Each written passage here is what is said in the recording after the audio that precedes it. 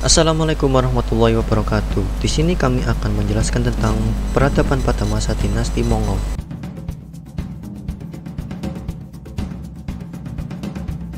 Sejarah telah mencatat keganasan bangsa-bangsa adidaya atas bangsa lemah. Mongol adalah salah satu nama di antara sekian bangsa penindas. Bangsa yang tadinya terbelakang setelah melakukan ekspansi militer besar-besaran yang ditunjang persatuan yang kuat, mampu merangkuskan setiap musuh yang dijumpai. Tak kenal lelah rasa kasihan, ekspansi yang dilakukan merambah hampir di seluruh dunia.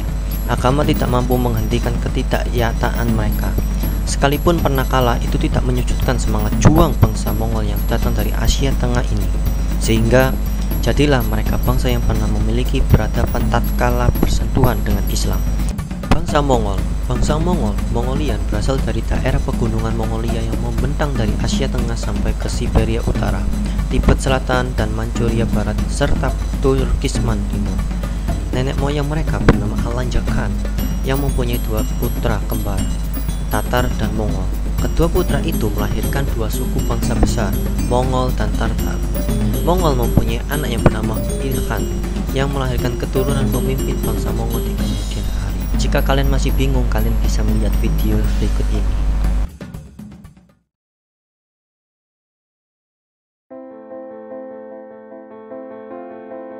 Mungkin tidak ada kerajaan dalam sejarah yang kekuasaannya meningkat sepesat kerajaan Mongolia. Namun, negara Mongolia saat ini tidak mencerminkan era kemasan kerajaan Mongolia pada zamannya. Mengapa demikian? Kerajaan Mongolia terkenal karena berhasil menguasai sebagian besar Asia dan Eropa Timur, sehingga menjadi kerajaan terluas sepanjang sejarah. Membicarakan kejayaan Mongolia tidak akan pernah terlepas dari aktor di belakangnya, Chenghis Khan. Chenghis Khan yang terlahir dengan nama Temujin terkenal karena mampu menyatukan suku-suku di Mongolia. Di bawah kekuasaannya, Mongolia mulai menginvasi daerah lain ke segala arah. Banyak sejarawan setuju jika invasi Mongolia merupakan konflik paling mengerikan sepanjang sejarah. Sebanyak 40 juta jiwa dinyatakan hilang dalam peristiwa ini, atau sekitar 11% dari penduduk bumi pada masa itu. Di balik kekejamannya sebagai jenderal perang, Chenghis Khan memberi kontribusi positif. Antara lain, membuat sistem pos pertama di dunia, toleransi antaragama, mendukung keberagaman etnis, dan memberi hak lebih kepada wanita. Entah menurut Anda Chenghis Khan adalah sosok yang baik atau jahat, Anda mungkin masih memiliki hubungan saudara, karena 1 dari 200 orang pada era ini merupakan keturunan dari Chenghis Khan.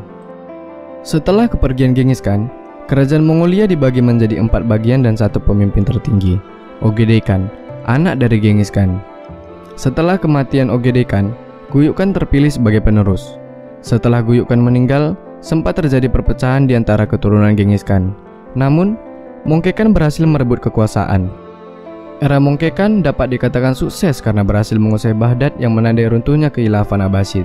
Setelahnya, Mongke Khan berhasil menguasai daerah yang sekarang merupakan Irak, Suriah, dan Vietnam. Setelah kepergian Mongke Khan, terjadi pertempuran Ain Jalut yang dianggap menjadi titik balik awal keruntuhan kerajaan Mongolia. Pasukan berkuda Mongolia yang untuk pertama kalinya kalah telak dan dipukul mundur. Hal ini memicu perang saudara di antara keturunan Chenghis Khan.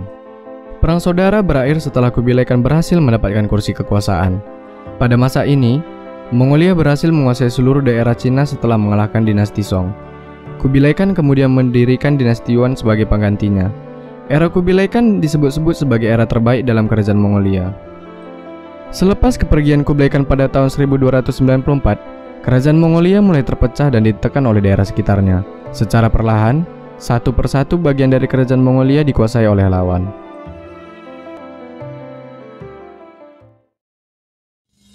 Timur Leng dan kehancuran Mongol. Pada paruh kedua abad ke-8 Hijriah, kesatuan Mongolia mulai bercerai-berai. Setiap pemimpin memisahkan diri dengan wilayahnya dan terjadilah banyak pembunuhan di antara mereka. Namun muncul Timur Leng dalam waktu yang tepat. Timur Leng memiliki nasab kepada Kalibah Barlas dari Turki. Salah seorang kakeknya adalah orang dekat Chenghis Khan. Dia seorang muslim Syainafi. Ia mencarikan bahwa dirinya seorang yang kejam, senang menumpahkan darah dan kehancuran. Karena itu tentaranya menyukai kehancuran total. Dia membangun gunung-gunung dari tengkorak yang dikalahkan. Adapun faktor kehancuran Mongol di bawah ini naungan dinasti Ilkhaniyah adalah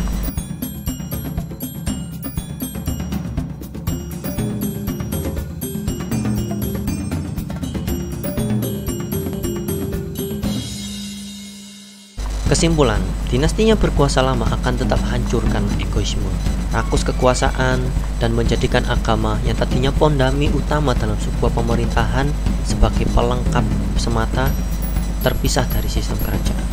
Konflik internal dan faktor eksternal serangan Mongol juga menghantarkan dinasti kepada kehancuran. Reformasi besar-besar dan pengambilan citra baik bangsa Mongol muncul tatkala Ghazan Khan yang menjadi pemimpin dinasti Ikhaniyah.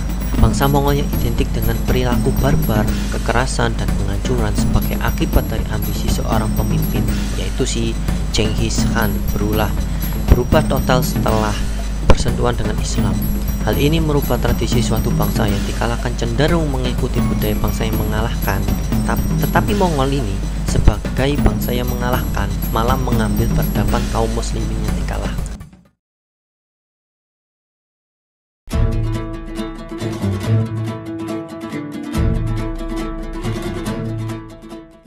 Kerajaan Mongol didirikan pada tahun 1526 Masehi, dipimpin oleh Raja Dahir al-Din Muhammad Banir, atau bisa disebut dengan Raja Babur.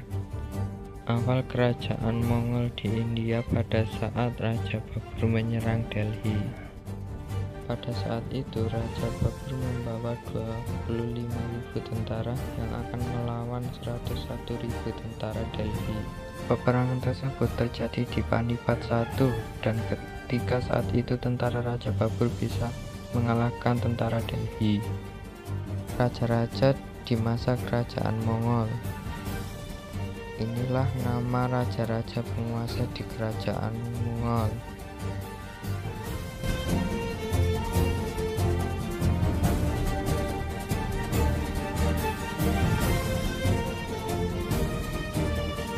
Masa kejayaan Mughal. Di tangan Abu al-Fath Jalal ad-Din Muhammad Akbar pada tahun 1524 Masehi sampai 1605 Masehi, kerajaan sangat maju dari segi ekonomi, politik, budaya, dan agama.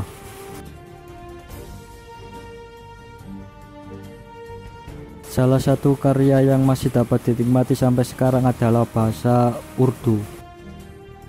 Bahasa Urdu adalah gabungan dari Arab, Persia, dan Turki.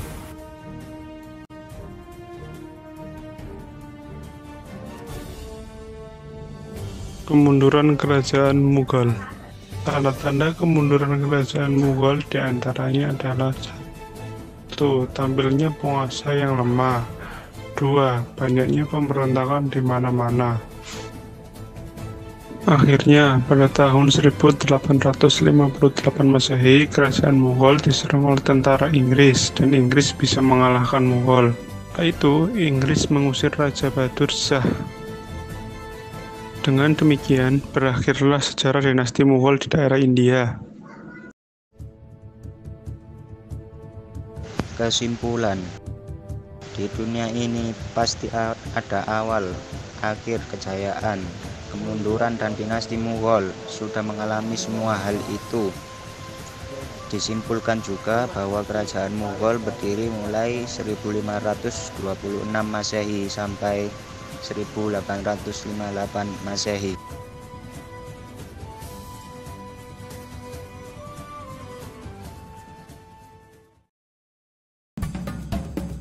Sekian dari kami. Wassalamualaikum warahmatullahi wabarakatuh.